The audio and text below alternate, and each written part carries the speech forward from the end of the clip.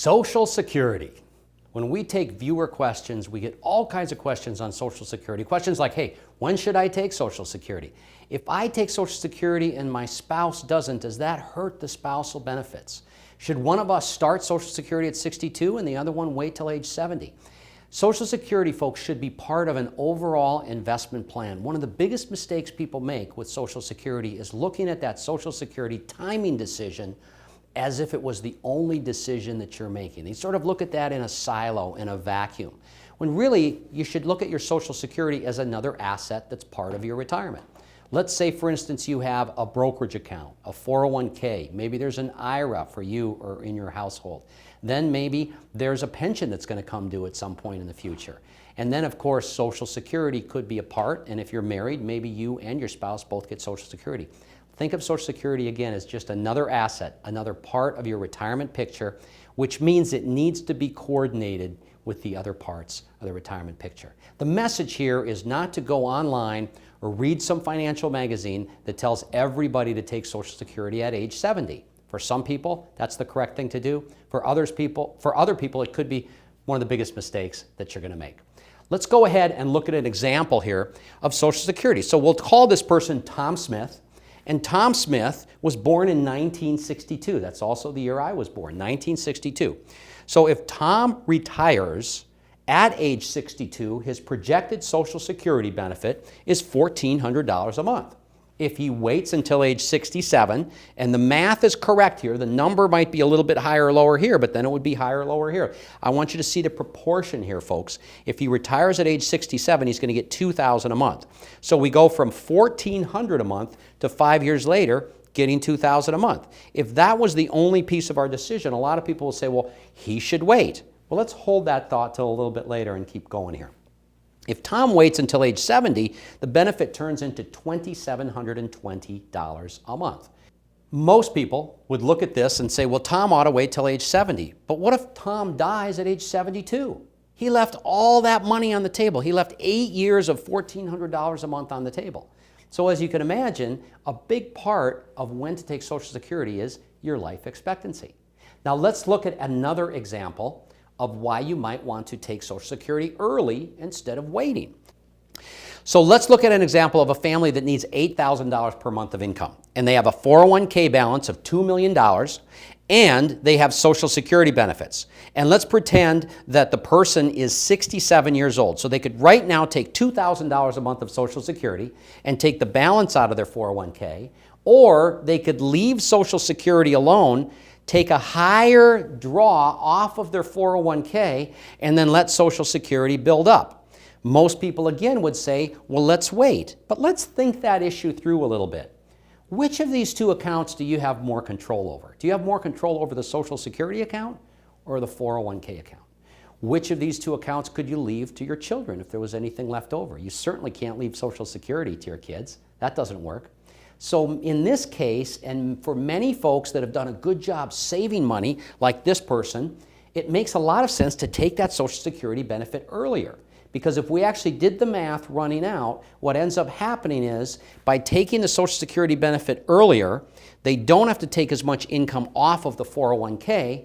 And what that simply means, if you're not taking as much money off of the 401k, is it has the ability to grow more, and you have the ability to give yourself raises, maybe take random withdrawals from time to time for vacations, and certainly you have a higher probability of leaving something to your kids. So again, what I'm trying to express to you here is don't just take that simple pat answer that a lot of the magazines and financial publications and even online advice is giving you that says just wait as long as possible to take Social Security. If you have very little money, the answer is probably wait. But if you're a good saver, the answer is getting a financial plan that'll weigh out all of these issues. And in this case, for most people that are in this type of a scenario, and obviously your numbers aren't going to be exactly the same, they should trigger Social Security a little earlier, which gives them the ability to leave the money that they have the most control over for later on in their lives. Now let's look at other issues to be considered. First of all, there's an earnings penalty if you collect your full retirement benefit. That's not a penalty on Social Security. That's a penalty if you're still working. So I was born in 1962. My full retirement age is age 67. If I have earned income that's over a certain amount at age, say, 65, and I'm collecting Social Security, I'm going to get a penalty because I have earned income that's higher than a certain amount. The threshold changes every year. And I'm collecting Social Security. If that earned income is too high, I'm going to have to give back some of my Social Security until I'm at my full retirement age, which is for me 67.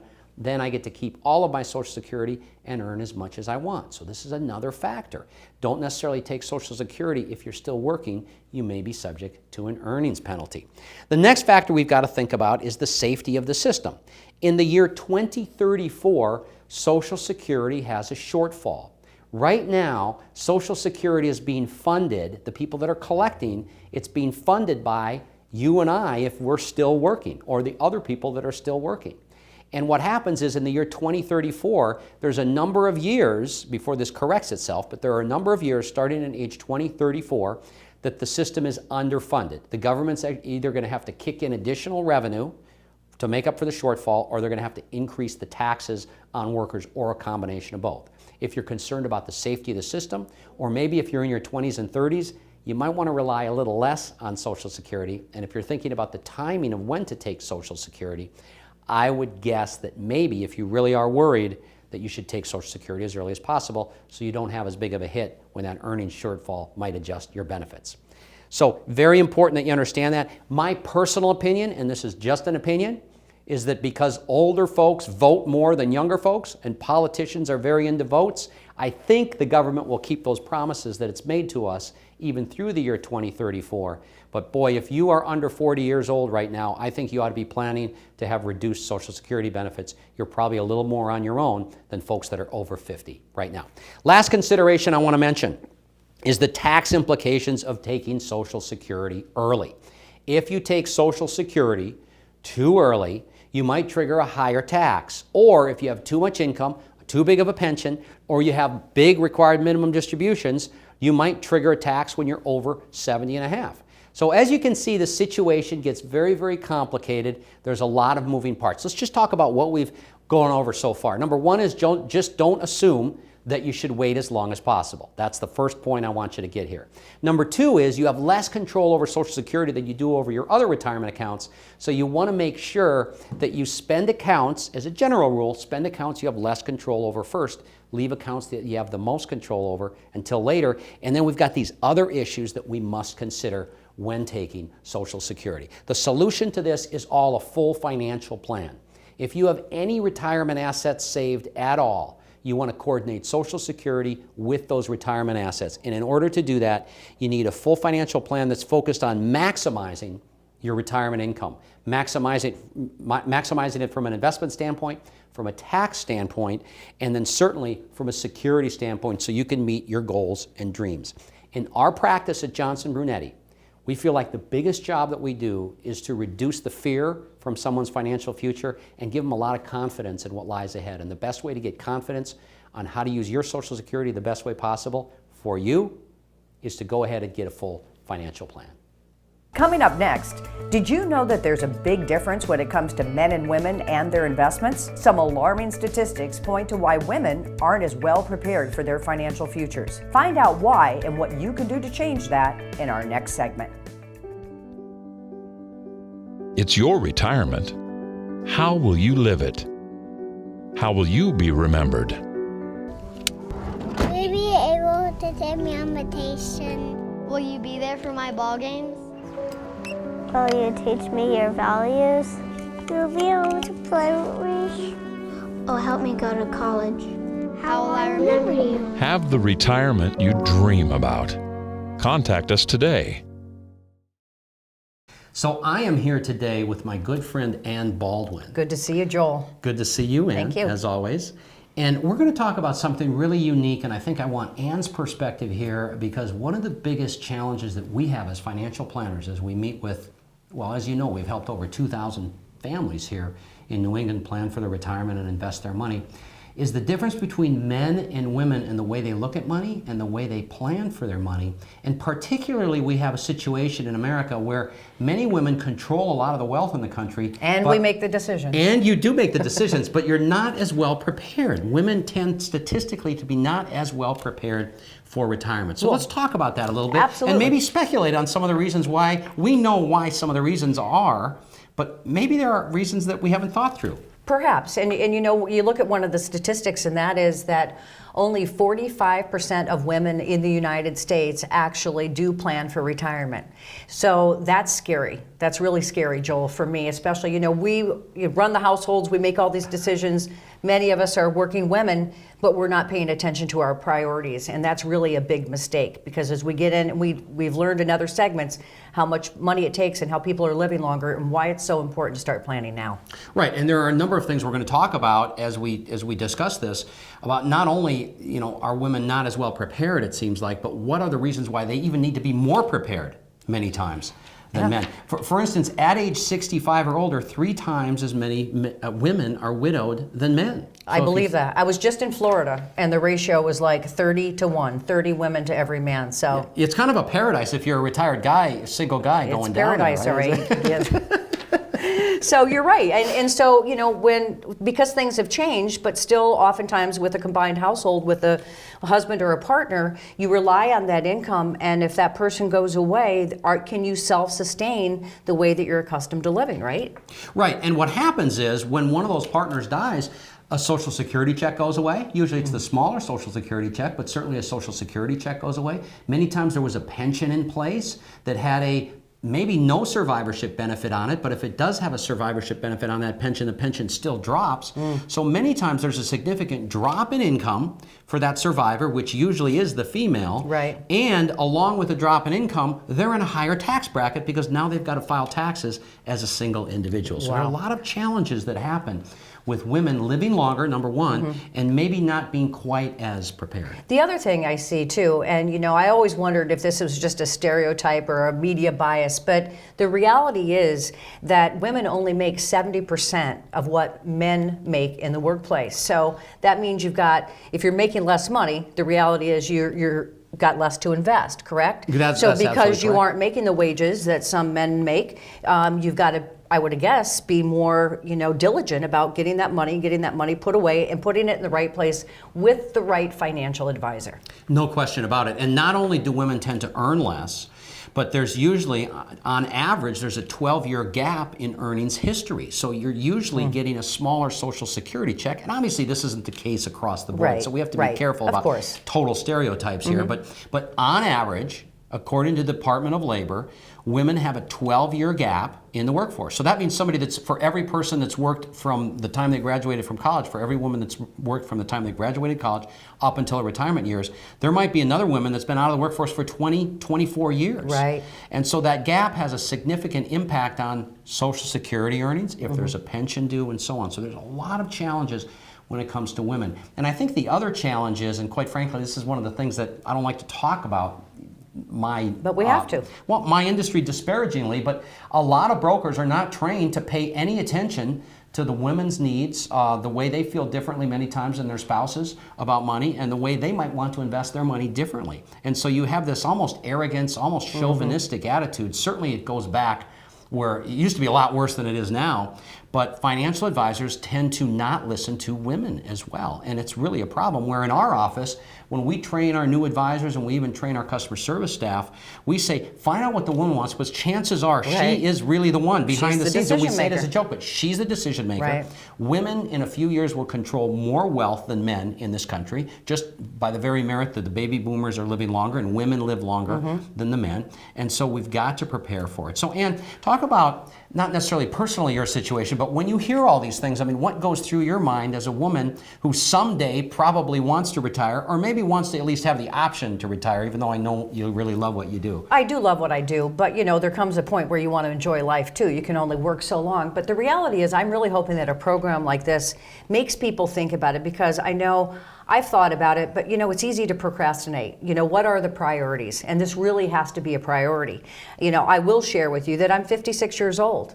So now's the time that I need to really start making sure that I am independent, that I can plan for the future that I want. Whether I'm alone or whether I'm with somebody else, I've been that way my whole life. I want to be independent financially, and I want to be, independent in other ways. So it's very, very important for me, and I think it's important for all women. And for me, it would be a relationship. And that's why I also feel that at Johnson Brunetti, you talk about that. You say that the relationship with your advisor is key. And shop around. Go on visits. Just like when I hired someone to watch my children, I didn't just talk to one person. I interviewed several people until I got that feeling of security and trust. The same thing you need with a financial advisor. No question about it. I mean, there's really two keys to the relationship. One is, are they qualified? And there are a lot of good qualified people out there. And what are the qualifications? So, because that's the other thing that, there's so many initials after people's names and things like that. So what do you suggest people have as far as a qualification goes? Well, a couple things. One is, I think, I hate to say it, but I think an advisor should be in the business for at least 10 years before they really have a great feel for handling clients, because they need to have walked with clients through tough markets. And they need to have walked with clients through tough times in the client's life. Might be a divorce, might be a loss of a child, things happen. Planning for special needs, right? So experience means a lot, so I think that's very important. Now, you can still have a great younger advisor, but hopefully they're part of a team with a lot of experience. Speaking of team, I think advisors should be part of a team. When you're looking for an advisor, Ann, I think you want to find somebody that's got some depth behind them, so that if that person is on the golf course or maybe on vacation with their family, everything doesn't stop. So you want to have possibly a team of advisors. We do, and other good firms have a team of advisors that work so that our clients can get the same advice from everybody. And the advice is very uniform, customized to the client, but as far as the depth goes, very uniform. Certified financial planner is a very important designation. If somebody has CFP after their name, it means a couple things. It means a lot of education, it means rigorous testing, and it means ongoing requirements that they not only keep their education up and have to report to the Certified Financial Planner Board of Standards every 2 years, but there's a higher disciplinary standard with the CFP board. So if somebody complains about something with our firm, we not only have to deal with it with the regulators and deal with it internally, but we've got to report it to the CFP board and answer to them also. So Certified Financial Planner is a big deal. But then what you said was really important. It's that feeling. You have to feel like that person is listening to you and understands you. I don't want to say that's the most important thing, but I would certainly put it up there high on the list. Yeah, and we're about out of time in this segment, but I also want to say that, you asked me what, from my perspective, and I also think it's an emotional thing. Women are more emotional. That's just the way we're built. That's the way we're made. So whether it comes to relationships or comes to money, for me, it's scary. I don't like roller coasters. And sometimes, your financial process isn't always, that chart that goes to the top of the mountain. Sometimes it can be like a roller coaster ride. There's going to be bumps in the road. The good news is if women and men compare themselves from an investing standpoint, and I hate to say this, guys, women tend to be a little bit better with money, a little bit better with investing, because they're more conservative. They don't roll the dice, they don't gamble, they don't get caught up in those hot stocks like men do. But that's right. This has been a great conversation. I think the bottom line is women need to realize that they're probably going to live longer. They might not have as much going into retirement as the average man, so they need to make that stretch longer. And that key time, that 5 to 10 years before retirement, is when you want to build a relationship with a good financial planner that you feel very comfortable with. Well, thank you very much, and this was great advice, and I hope especially all of you women out there enjoyed it. Thanks, Ann. Still to come, for many of us, our 401k is our biggest asset for retirement. Up next, Joel Johnson and Eric Hogarth point out the top 4 mistakes that many people make when it comes to their 401k. We'll be back with that after this. Remember when life was simpler? When things didn't move quite so fast, and the world didn't seem so complex? Remember that? We do. And as the world around us has continued to speed up, becoming more complicated and still a bit uncertain, we have managed to keep things simple, providing sound, easy-to-understand financial advice and customized roadmaps for the road ahead. From tax reduction strategies, investment advice, and guaranteed retirement income you cannot outlive, backed by the claims-paying ability of insurance companies, we can be your single point of contact, a single call, a voice you recognize well, and a partner who can be by your side for the entire journey. We can't stop the world around us, but we can help ensure you're prepared for what's to come. For a complimentary consultation, simply contact us today.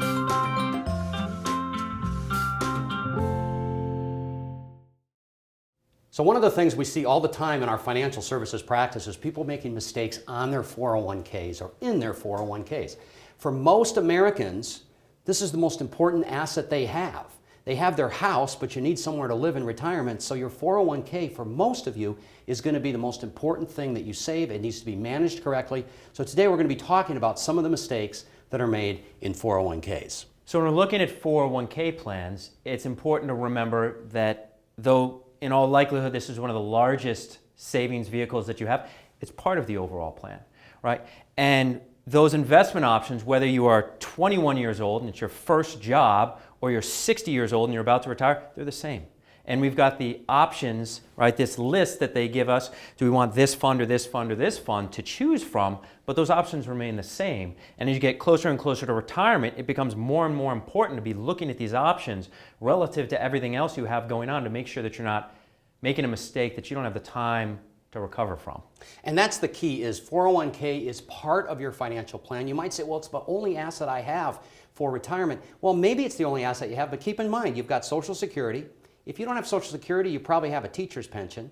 And so there are other pieces, and it needs to be coordinated. The big financial mistake that people make, another financial mistake people make, is that they look at decisions in silos. So don't look at your 401k as if it's the only asset you have. Look at it as part of an overall financial plan. But let's look at the four main mistakes that we see as we counsel people in our practice, Eric, as we go through 401k mistakes here. So the first one is not contributing enough, and we're going to talk about each one of these, folks. The second one is borrowing against the plan or doing in-service withdrawals and taking the money out. The third one is choosing funds based on past performance, and this is one of my pet peeves, and so we're going to talk a little bit more about this in detail. And then the fourth one we have here is making the wrong decision on what to do with your 401k once you leave the company. So let's get into the details on each of these things. Rule number one when you're looking at a 401k plan is you want to save as much money as you can, right? We don't have to overly complicate this. You should be looking at ideally 10 to 15% of what you're making going into that plan. Let's not pay taxes on it today. Let's get a tax deduction on what you're adding into that plan and let it grow, hopefully, so that when you do retire, you've got this money to rely on. So when looking at the 401k at such a crucial piece of your overall plan and strategy, you need that money to grow. You've got to be watching what you're doing in there, but you have to make sure that you're adding significant amounts to it, or it's going to be frustrating that it doesn't grow quicker. Correct. And what we've found is if somebody can start even in their 40s and save 10 to 15% of their income, you're going to be living like none of your friends in retirement. So that's the key, save 10 to 15% of your income. Now, borrowing against the plan, this is real simple. Don't do it. College education, don't borrow out of your 401k plan.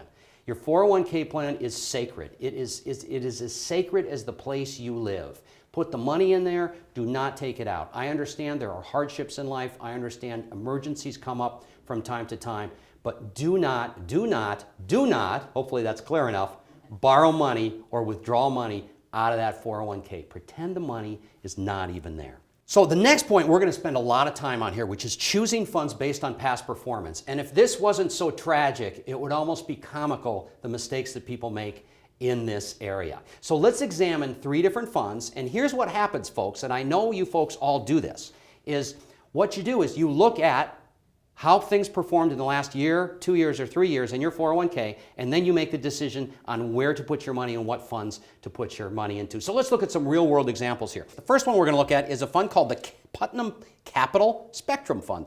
Putnam Funds, big giant fund company, good mutual fund company. It's in many of your 401ks. If we judged where we were going to put our money in the beginning of 2015 and we looked at this fund, we'd probably say, hey, we probably ought to have some money into that fund.